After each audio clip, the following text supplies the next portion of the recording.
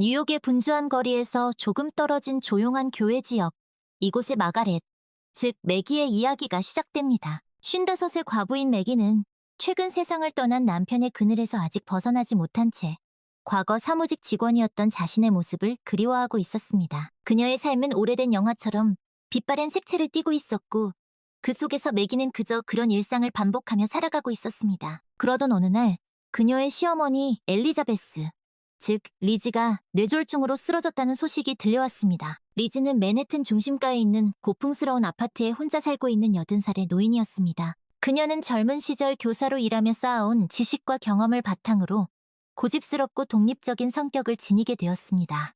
뇌졸중은 그녀의 삶에 짙은 그림자를 드리웠고 이제 그녀는 누군가의 도움 없이는 일상생활조차 어려워진 상황에 처했습니다. 매기의 아들 데이비드는 부동산 중개업에 종사하고 있었지만 실상은 불안정한 수입에 의존하며 어머니의 재정적 지원에 기대어 살아가는 인물이었습니다. 잘생긴 외모와는 달리 그는 책임감 없고 적인 성격의 소유자였습니다. 그의 곁에는 제시카라는 화려한 외모의 모델 지망생 여자친구가 있었는데 그녀는 데이비드의 겉모습과 그가 가진, 정확히는 그의 어머니가 가진 재산에만 관심이 있는 듯 보였습니다. 어느 날 저녁 가족 회의가 열렸습니다. 리즈의 퇴원 후 계획을 논의하기 위해서였죠. 데이비드는 요양원에 보내는 게 좋겠어요. 라며 무심한 목소리로 말문을 열었습니다. 그의 말에는 어머니에 대한 걱정보다는 귀찮은 일을 피하고 싶다는 속내가 훤히 드러났습니다. 제시카는 그래요. 그게 서로 편하죠. 라며 데이비드의 의견에 동조했습니다. 그녀의 차가운 눈빛에는 리즈에 대한 어떤 연민도 찾아볼 수 없었습니다. 안 돼. 그건 너무 가혹해. 매기가 반대 의견을 냈지만 그녀의 목소리에는 확신이 부족했습니다. 시어머니를 돌보는 일이 가져올 번거로움과 책임감에 대한 부담감이 그녀를 짓누르고 있었기 때문입니다. 바로 그때 매기의 첫 번째 남편과의 사이에서 낳은 딸, 사라가 조심스럽게 입을 열었습니다. 제가 할머니를 돌볼게요. 그녀의 제안은 모두를 놀라게 했습니다. 사라는 30살의 프리랜서 간호사로 독립적이고 강인한 성격의 소유자였습니다. 하지만 그녀의 마음 한구석에는 어린 시절부터 느껴온 소외감과 외로움이 자리 잡고 있었습니다. 그녀는 아버지 없이 자랐고 이부, 동생인 데이비드와는 달리 할머니 리즈에게서도 친손녀로서의 사랑을 받지 못했습니다. 대신 조건이 있어요. 사라는 단호한 눈빛으로 매기를 바라보았습니다. 할머니께서 돌아가시면 할머니 아파트를 제게 주세요.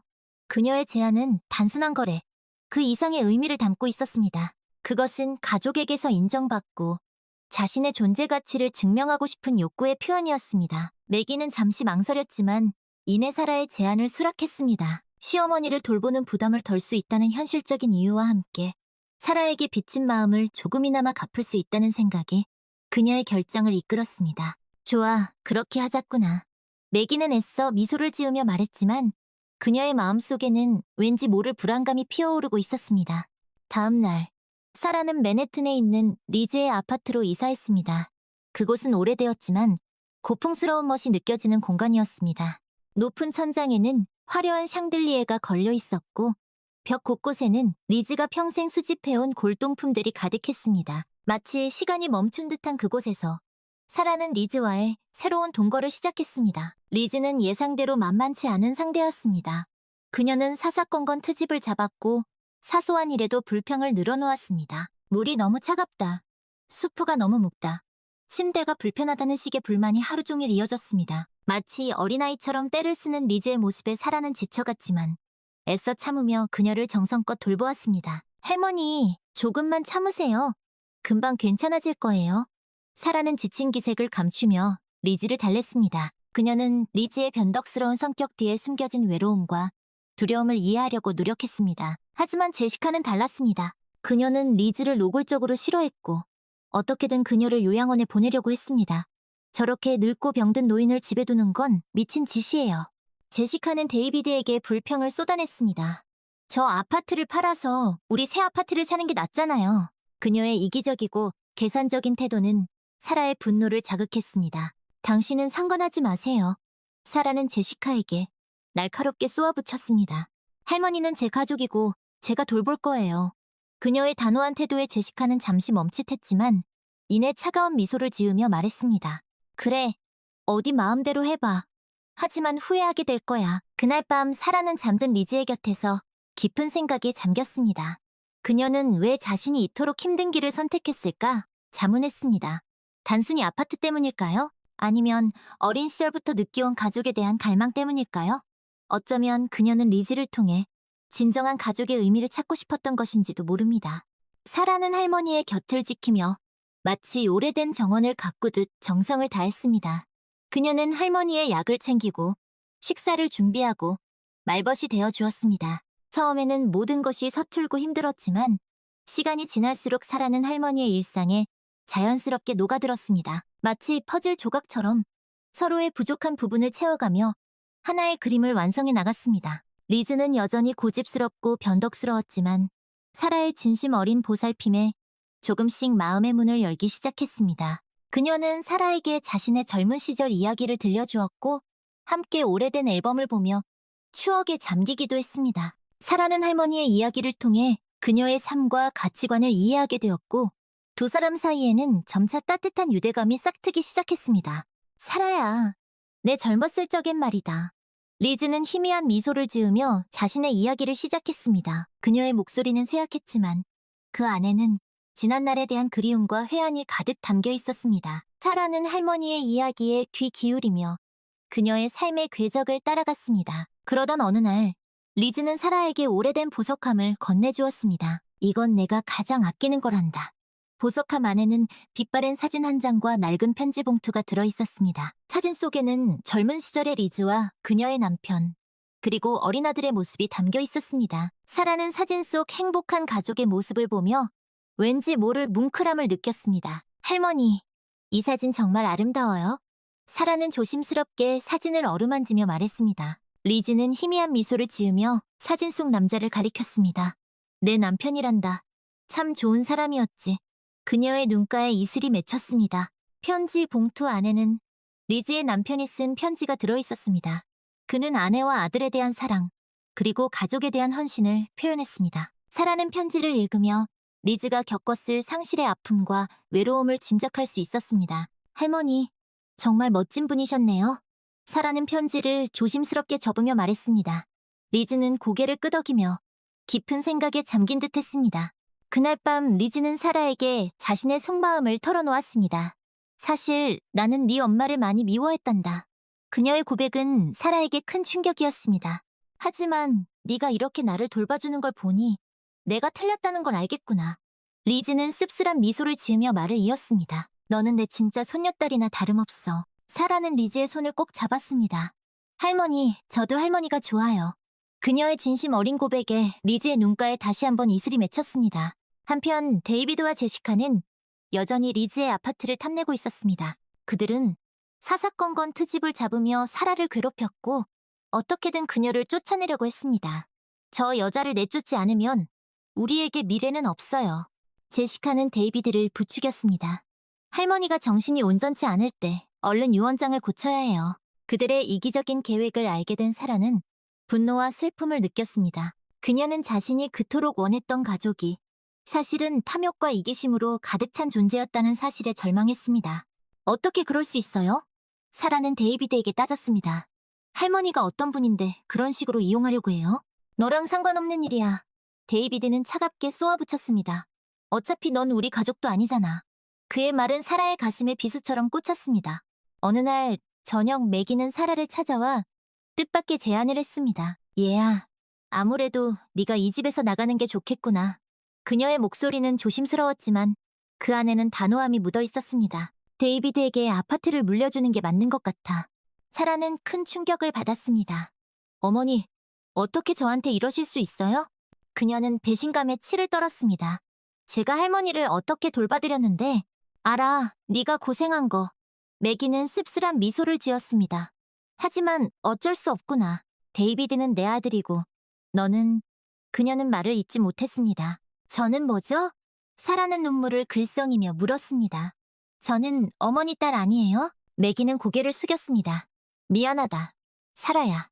그녀의 사과에도 불구하고 사라는 이미 큰 상처를 받은 후였습니다. 그날 밤 사라는 짐을 챙겨 리즈의 아파트를 떠났습니다. 그녀는 자신이 그토록 갈망했던 가족에게서 또다시 버림받았다는 생각에 억장이 무너지는 듯했습니다. 리즈는 사라가 떠난 후 급격히 쇠약해졌습니다. 마치 삶의 끈을 놓아버린 듯 그녀는 식사도 거부하고 말수도 줄어들었습니다. 사라는 어디 갔느냐? 그녀는 멍한 눈빛으로 허공을 바라보며 중얼거렸습니다. 사라를 보고 싶구나. 매기는 그런 리즈를 보며 죄책감에 시달렸습니다. 자신이 이기적인 선택을 했다는 것을 깨달았지만 이미 늦어버린 후였습니다. 데이비드와 제시카는 리즈의 상태에는 아랑곳하지 않고 아파트를 팔 계획에만 몰두했습니다. 그들은 마치 탐욕스러운 독수리처럼 리즈의 마지막 숨통이 끊어지기만을 기다리는 듯 했습니다. 어머니, 정신 차리세요. 데이비드는 리즈의 곁에서 서류를 내밀며 말했습니다. 이 아파트를 제게 넘긴다는 서류예요. 여기 서명만 하시면 돼요. 리즈는 흐릿한 눈빛으로 서류를 바라보았습니다. 그녀의 손은 가늘게 떨리고 있었고 펜을 쥘 힘조차 없어 보였습니다. 그녀는 힘겹게 입술을 움직였습니다. 사라는 어디 있느냐? 사라는 이제 여기 없어요. 제시카가 차가운 목소리로 말했습니다. 할머니를 돌볼 사람은 이제 우리밖에 없어요. 리즈는 천천히 고개를 저었습니다. 싫어. 그녀의 목소리는 거의 들리지 않을 정도로 작았습니다. 사라를 불러오너라. 데이비드는 한숨을 쉬며 리즈의 손에 억지로 펜을 쥐어주었습니다. 어서 서명하세요. 그는 짜증 섞인 목소리로 재촉했습니다. 바로 그때 문이 열리고 사라가 나타났습니다. 그 손 나? 그녀는 단호한 목소리로 외쳤습니다. 데이비드와 제시카는 깜짝 놀라 사라를 바라보았습니다. 네가 여긴 왜 왔어? 데이비드가 쏘아붙였습니다. 우리가 널 쫓아낸 거 잊었어? 할머니를 뵙고 싶어서 왔어요. 사라는 리즈의 곁으로 다가가 그녀의 손을 꼭 잡았습니다. 할머니, 저 왔어요. 리즈의 멍했던 눈빛의 생기가 돌았습니다. 사라야. 그녀는 힘겹게 입술을 움직여 사라의 이름을 불렀습니다. 네가 왔구나. 네, 할머니. 사라는 리즈의 손등에 눈물을 떨어뜨렸습니다. 제가 왔어요. 사라는 리즈를 돌보기 위해 다시 돌아왔습니다.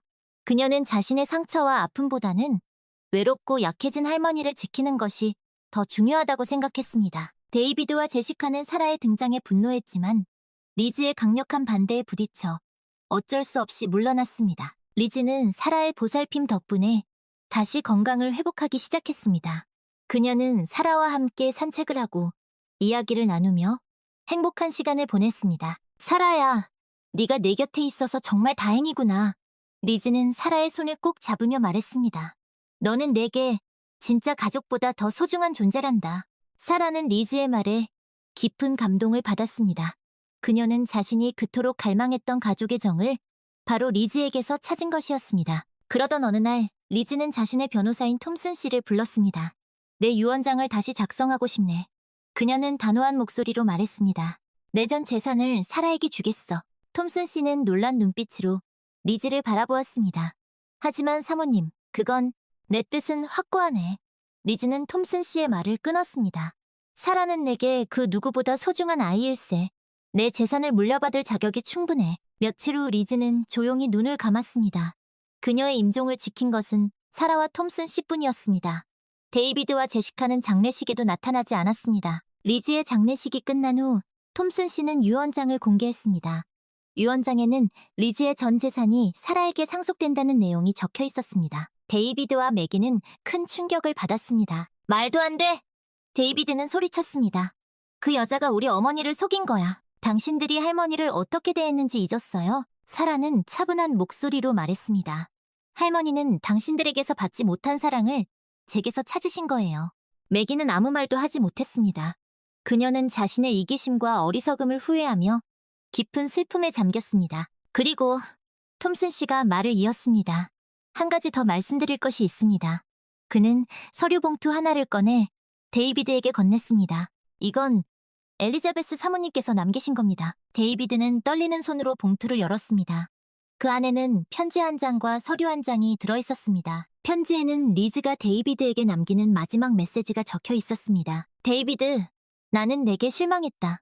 너는 내 아들이지만 내 재산을 물려받을 자격이 없다. 너는 오로지 돈만 밝히는 이기적인 인간이 되었구나. 나는 네가 진정한 행복을 찾기를 바란다. 서류는 바로 매기와 데이비드가 살고 있는 집의 지분 일부가 리즈의 소유였다는 증명서였습니다. 톰슨 변호사의 설명에 따르면 과거 리즈의 남편, 즉 데이비드의 할아버지가 돌아가시기 전 유산의 일부로 그 집의 지분 일부를 리즈에게 남겼다는 것입니다. 이제 알겠어요? 사라는 담담한 목소리로 말했습니다.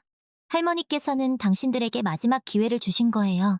이 집에서 나가세요. 그리고 당신들의 삶을 스스로 개척하세요. 데이비드와 제시카는 망연자실한 표정으로 사라를 바라보았습니다. 그들은 리즈의 유언과 예상치 못한 유산 상속 문서 앞에서 할 말을 잃었습니다. 특히 탐욕에 눈이 멀어 어머니에게 씻을 수 없는 상처를 준 데이비드는 깊은 후회와 자책감에 휩싸였습니다. 말도 안 돼? 데이비드는 힘없는 목소리로 중얼거렸습니다. 어떻게 이럴 수가? 이제 어쩔 셈이죠? 사라는 차분한 목소리로 물었습니다. 할머니의 뜻대로 이 집을 떠나 새로운 삶을 시작할 건가요? 데이비드는 고개를 숙인 채 아무 말도 하지 못했습니다. 제시카는 여전히 현실을 받아들이지 못하는 듯 멍한 표정으로 허공을 응시하고 있었습니다. 당신들에게 시간이 필요하다는 거 알아요. 사라는 그들을 향해 한 걸음 다가갔습니다. 하지만 할머니의 마지막 바람을 존중해주길 바라요. 그녀의 목소리에는 원망이나 분노 대신 연민과 이해심이 묻어 있었습니다. 사라는 그들도 결국은 상처받고 길 잃은 영혼이라는 것을 깨달았습니다. 우리가 잘못했어요, 사라. 매기가 침묵을 깨고 입을 열었습니다. 그녀의 눈에는 후회와 눈물이 가득했습니다. 당신에게, 그리고 엘리자베스에게 씻을 수 없는 죄를 지었어요. 어머니. 사라는 매기를 바라보았습니다. 그녀의 마음속에도 복잡한 감정이 소용돌이치고 있었습니다. 우리가 떠날게요. 매기가 단호한 목소리로 말했습니다. 이 집은 당신 거예요. 할머니의 뜻대로 당신이 이곳에서 행복하게 살았으면 좋겠어요. 며칠 후 데이비드, 제시카, 그리고 매기는 집을 떠났습니다. 그들이 어디로 갔는지는 아무도 몰랐습니다. 사라는 텅 빈 집안을 둘러보았습니다. 왠지 모를 공허함과 슬픔이 밀려왔습니다. 할머니. 사라는 리즈의 사진을 어루만지며 중얼거렸습니다. 이제 정말 혼자가 되었네요. 그때 누군가 문을 두드렸습니다. 사라가 문을 열자 톰슨 변호사가 서 있었습니다. 사라 양, 드릴 말씀이 있습니다. 그는 조심스럽게 입을 열었습니다. 무슨 일이죠?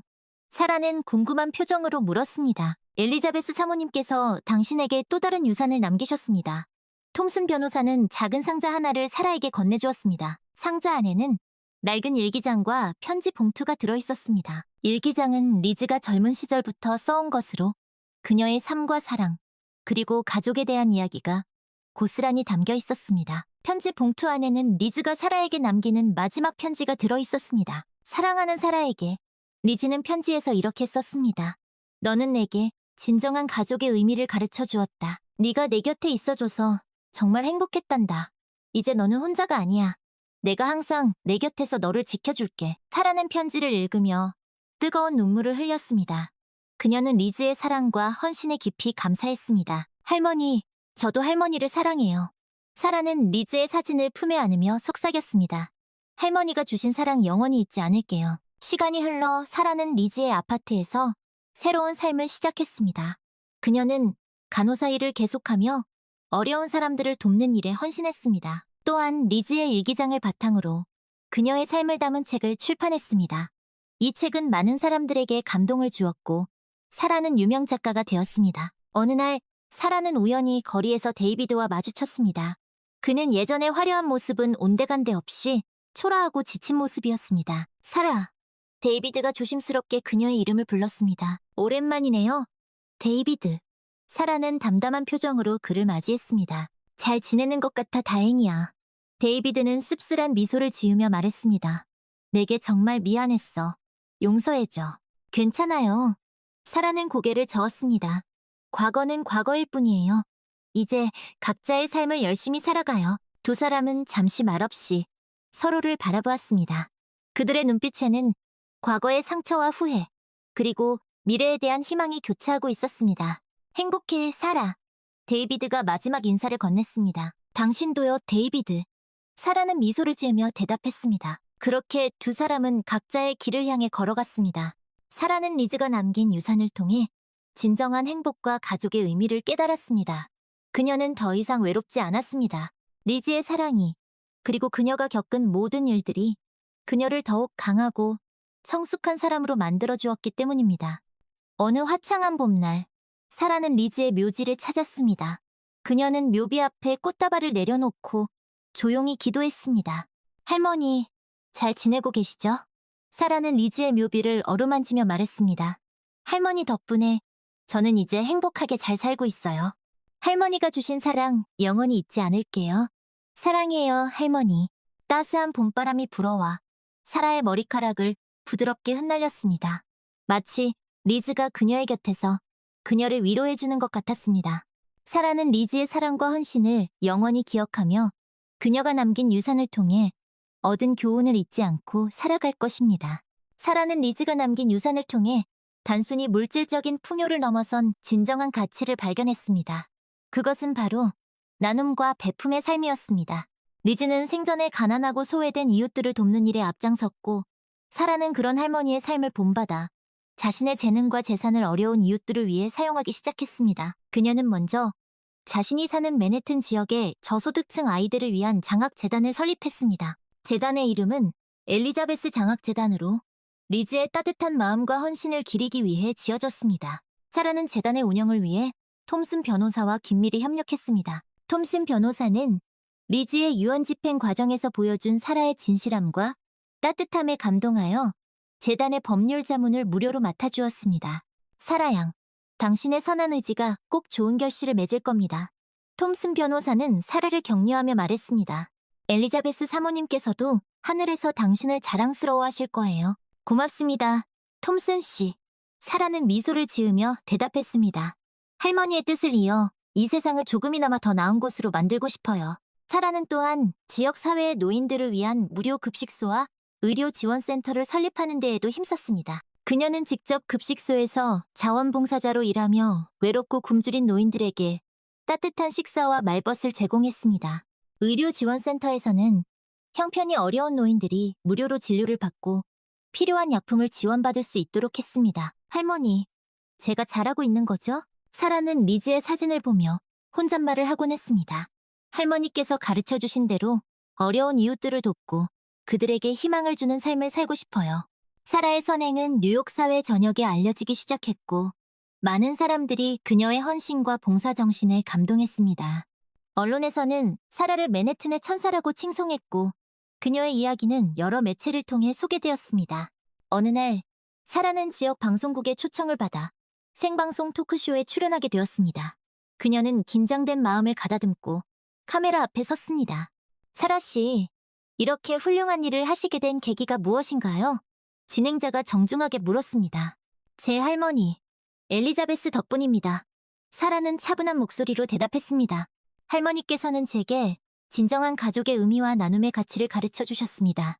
저는 그저 할머니의 뜻을 이어가고 있을 뿐입니다. 사라는 방송을 통해 자신의 삶과 리즈와의 추억, 그리고 엘리자베스 장학재단과 봉사활동에 대해 이야기했습니다. 그녀의 진솔한 이야기는 많은 시청자들에게 감동을 주었고, 방송 후에는 기부와 자원봉사 문의가 쇄도했습니다. 정말 감동적이었어요, 사라 씨. 방송을 마친 후 진행자가 사라에게 악수를 청하며 말했습니다. 당신의 이야기가 많은 사람들에게 희망과 용기를 줄 거예요. 감사합니다. 사라는 미소를 지으며 대답했습니다. 앞으로도 할머니의 가르침을 잊지 않고 더 열심히 살아가겠습니다. 방송 출연 이후 사라는 더욱 바쁜 나날을 보냈습니다. 그녀는 강연 요청과 인터뷰 요청을 받으며 자신의 경험과 철학을 사람들에게 전파했습니다. 또한 그녀는 엘리자베스 장학 재단의 활동 범위를 전국적으로 확대하고 더 많은 아이들에게 교육의 기회를 제공하기 위해 노력했습니다. 어느덧 리즈가 세상을 떠난 지 5년이라는 시간이 흘렀습니다.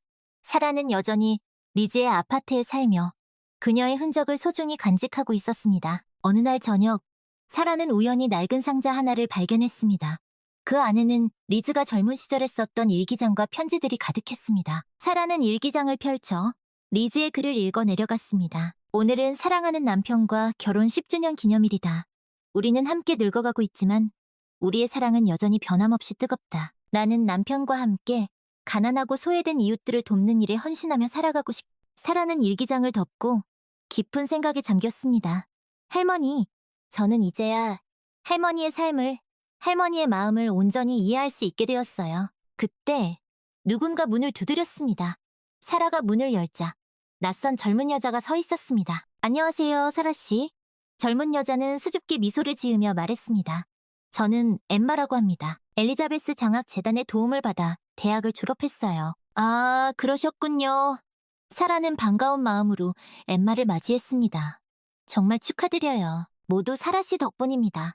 엠마는 감격스러운 표정으로 말했습니다. 저 같은 아이들에게 꿈을 포기하지 않도록 희망을 주셔서 정말 감사합니다. 아니에요. 당연히 해야 할 일을 했을 뿐이에요. 사라는 겸손하게 대답했습니다. 저는 앞으로 사라 씨처럼 다른 사람들을 돕는 삶을 살고 싶어요. 엠마는 굳은 결의를 보였습니다. 제가 받은 사랑을 더 많은 사람들에게 나눠주고 싶습니다. 사라는 엠마의 손을 꼭 잡았습니다. 그래요, 엠마 씨.